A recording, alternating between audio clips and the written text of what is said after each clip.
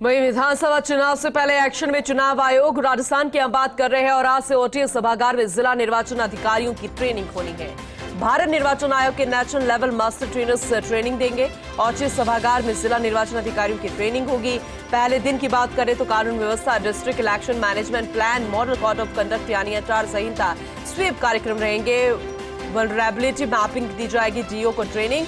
दूसरे दिन की बात करें तो EVM, VVPAT, IT application, e roll, media प्रमाणन और निगरानी समिति एमसीएमसी ये मुख्य बिंदु रहेंगे। इसके अलावा पेड न्यूज, व्यय अनुवीक्षण और निर्वाचन व्यय लेखा का प्रशिक्षण दिया जाएगा, जो कि बेहद महत्वपूर्ण होता है चुनाव से पहले, क्योंकि यही तो महत्वपूर्ण बिंदु होते हैं और हर एक सरकार की जिम्मेदारी होती है, राज्य सरकार की जिम्मेदारी होती है, निर्वाचन आयोग की जिम्मेदारी होती है, प्रशासन की जिम्मेदारी होती है कि सही तरीके से पारदर्शिता के साथ चुनाव को करवाया जा सके। और फिलहाल इसी के बाबत ट्रेनिंग दी जाएगी। पहला दिन जो है वो आज रहेगा। डॉक्टर ऋतुराज हमारे साथ जुड़ चुके हैं, उनका रुख करेंगे हमारे सहयोगी की तरफ। ऋतुराज, सबसे ज्यादा जरूरी होते हैं कि सही तरीके से पारदर्शिता के साथ चुनाव करवा दिए जाए और अब ट्रेनिंग भी शुरू हो चुकी है। चाहे राज्य सरकार की जिम्मेदारी की बात करें, प्रशासन की बात करें, निर्वाचन आयोग की बात करें, ये अब बेहद महत्वपूर्ण हो चुका है। पूरी डिटेल दीजिएगा, ये 2 दिन क्या कुछ खास रहेगा?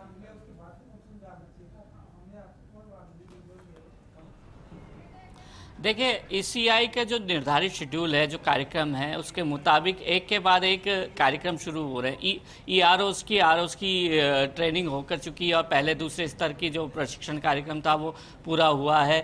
इसके साथ ही अब ये जो जिला निर्वाचन अधिकारी हैं, इनकी ट्रेनिंग का काम यहाँ से शुरू हो गया है। अब जिला निर्वाचन अधिकारियों को जो मास्टर ट्रेनर ट्रेनिंग देंगे, उसमें जो आपने बिंदु बताए हैं मुख्य तौर पर ही वो तमाम बिंदुओं पर उनको ट्रेनिंग दी जाएगी। और इसके साथ ही जो प्रबंधन है, चुनाव प्रबंधन, उनका यहाँ पर ब्यौरा पूरा दिया जाएगा और चुनाव प्रबंधन में कोई भी कमी नहीं रहे, इसका पूरा ध्यान किस तरह से रखा जाए, इन तमाम बिंदुओं पर यहाँ पर फोकस किया जाने वाला है। ख़ास बात ये भी है कि इसके साथ साथ बूथों के रेंडमाइजेशन का काम भी जारी है और साथ ही साथ जो मतदाता सूची है उसके जो संक्षिप्त पुनरीक्षण कार्यक्रम 21 अगस्त से शुरू होने वाला है, उसकी पूर्व तैयारी का काम भी जारी है। इसके अलावा जो ईसीआई ने जो काम दे रखे हैं, उसमें मुख्य काम 17 जो वर्ष की आयु वाले जो है मतदाता, वो जो कि 18 वर्ष में प्रवेश करने वाले हैं अक्टूबर में या अन्य किसी महीने में, उनको किस तरह से जोड़ा जाए, इसको लेकर निर्वाचन विभाग की ओर से क्या क्या काम किए गए हैं, तैयारी की गई है, इन तमाम बातों पर फोकस रहने वाला है। मुख्य जो पूरे इस जो प्रशिक्षण कार्यक्रम का जो एजेंडा है वो यही है कि जहाँ जहाँ जिन निर्वाचन क्षेत्रों में किसी न किसी कारण से कम पोलिंग हुई है, पीछे अगर पृष्ठभूमि में जाएं, तो उनमें किस तरह से पोलिंग बढ़ाए जाना सुनिश्चित करना होगा। तो इसके लिए 2-3 तरीके हैं। एक तो वल्नरेबल मैपिंग जो हम कहते हैं कि कई बार ये एक पारंपरिक तरीका है चुनाव आयोग का कि उस वल्नरेबल मैपिंग के जरिए ये पता लगाया जाता है कि संवेदनशील केंद्र कितने हैं और संवेदनशील क्षेत्र कितने हैं। हालांकि यह संख्या जब जब प्रत्याशियों की घोषणा होती है उसके बाद भी बदल जाती है और उसमें कमी भी देखी जाती है, लेकिन उसकी शुरुआत में क्या क्या प्रारंभिक तैयारियां की जाए, उसको लेकर यहाँ पर भी मंथन किया जाएगा।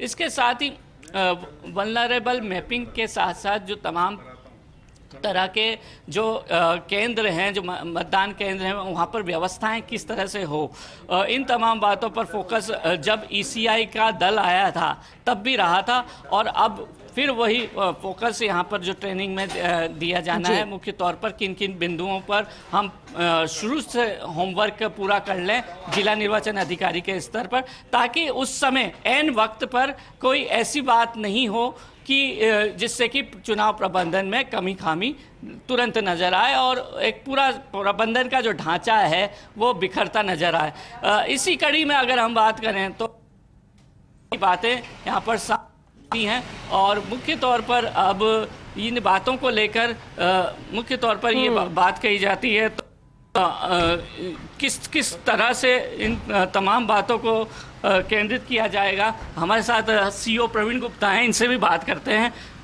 प्रवीण गुप्ता जी, ये तमाम जो आज से प्रशिक्षण कार्यक्रम शुरू हो रहा है, इससे पहले आरओ की बढ़िया ट्रेनिंग हो चुकी है, क्या मानते हैं कितना व्यापक स्तर पर ये पूरा प्रशिक्षण कार्यक्रम है, इसका क्या असर होगा? देखिए, पूर्व में भी EROs की और AROs की ट्रेनिंग हो चुकी है। अब ये जिला निर्वाचन अधिकारी की सर्टिफिकेशन प्रोग्राम है। इसके तहत सभी पहलुओं पर, जिसमें कि रोल से लेकर लॉ एंड ऑर्डर और इलेक्शन मैनेजमेंट प्लान, काउंटिंग आदि पर विस्तृत उनको जानकारी दी जाएगी तथा उनकी समस्याएं या उनके जो क्वेरीज हैं उनका निराकरण किया जाएगा।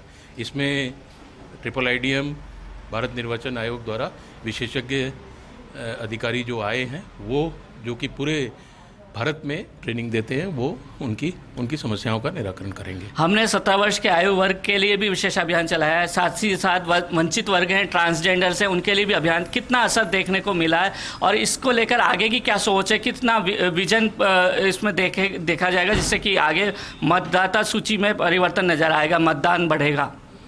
देखिए, इंक्लूसिव वोटिंग भारत निर्वाचन आयोग का मोटो है कि सभी लोग PWD से लेकर दिव्यांगजन, ट्रांसजेंडर्स, हमारे डीनोटिफाइड ट्राइब्स और जो हमारे PVTGs हैं, ट्राइब्स हैं, उनको सभी को जोड़ने का प्रयास किया जा रहा है। साथ में जो हमारे 17+ के वोटर्स हैं जो पहली बार मतदान करेंगे, 12 लाख, वो भी पहली बार जुड़ेंगे, जो कि संशोधन के बाद कि 1/10/2023 तक जो भी 18 साल का है वो अपना मताधिकार का प्रयोग कर सकेगा, सर्वप्रथम पहली बार। बूथों के रैंडमाइजेशन का भी काम शुरू हो प्रक्रिया में है क्या?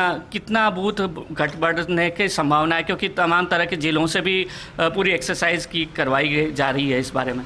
पोलिंग स्टेशन रैशनलाइजेशन का काम संपूर्ण हो गया है और हमें निर्वाचन आयोग से भी अनुमति प्राप्त हो गई है। तो करीब 600 बूथों को हमने बढ़ाया है 2 किलोमीटर की दूरी देखते हुए। 1425 से ज़्यादा मतदाता नहीं रख रहे, जिससे कि क्यू मैनेजमेंट बना रहे।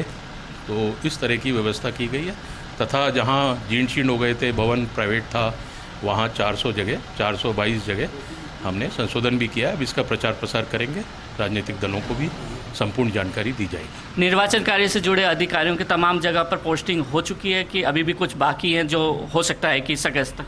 जो आखिरी थी वो भी अब आज आ गई है। आज आपने देखी होगी कि अब संपूर्ण तरीके से 3 वर्ष और सभी विभागों में जो गृह जिले में रह रहे थे उनकी ट्रांसफ़र पोस्टिंग हो गई है और संपूर्ण ट्रेनिंग दी जा रही है सभी को। तो तैयारियां पूरी हैं। आगे आने वाले समय में हम लोग राजनीतिक दलों के साथ, मतदाताओं के साथ संपर्क अधिक से अधिक बनाएंगे। 21 अगस्त से 4 अक्टूबर तक जो मतदाता सूची संक्षिप्त विशेष पुनरीक्षण कार्यक्रम है, उसकी तैयारियां कैसे हैं, उसको भी आपने अलग स्तर पर मॉनिटरिंग की है? जी, 21 अगस्त से आखिरी बार एक मौका है सभी को कि अपना मत जुड़वा सकेंगे। अगर कोई संशोधन है, कोई वोटर लिस्ट में कमी है, नाम में कमी है, तो वो अपना संपूर्ण कार्य 21 अगस्त से 4 अक्टूबर तक हम लोग इसको बृहत रूप से कर रहे हैं, सभी जिलों में प्रचार प्रसार करके। और कैंप लगाएंगे मतदान स्थल पर, जो मतदान पोलिंग स्टेशन होगा उस पर भी कैंप लगेंगे। 2 कैंप्स हमने प्रस्तावित किए हैं और सैटरडे संडे इस तरह से 4 कैंप लगाएंगे तथा PVTG जो हमारे ट्राइबल्स हैं, डीनोटिफाइड ट्राइब्स हैं, ट्रांसजेंडर्स हैं, दिव्यांगजन हैं, उनके लिए भी अलग से कैंप लगाए जाएंगे। तो ये हैं प्रवीण गुप्ता। इनका कहना है कि जो तमाम मतदाता सूची विशेष संक्षिप्त पुनरीक्षण कार्यक्रम की जो पूरी तैयारी थी उसका होमवर्क पूरा कर लिया गया है। एक खास बात जो बताई गई कि जो निर्वाचन आयोग की जो अपेक्षा है उस पे जो सरकार ने तमाम तरह के जो तबादले किए हैं, उन तबादलों को लेकर यहाँ पर ये बात सामने आई है कि करीब करीब जो पहले से जिलों में लगे हुए थे, एक ही जगह लगे हुए थे, उनको हम करीब करीब हटाकर दूसरी जगह पदस्थापित कर दिया गया है। और ये तमाम बातें सामने आई कि जो ट्रांसजेंडर्स और अन्य विशेष अभियान है उसको लेकर क्या प्रगति है। ठीक है ऋतुराज जी, बहुत शुक्रिया विस्तार से जानकारी देने के लिए।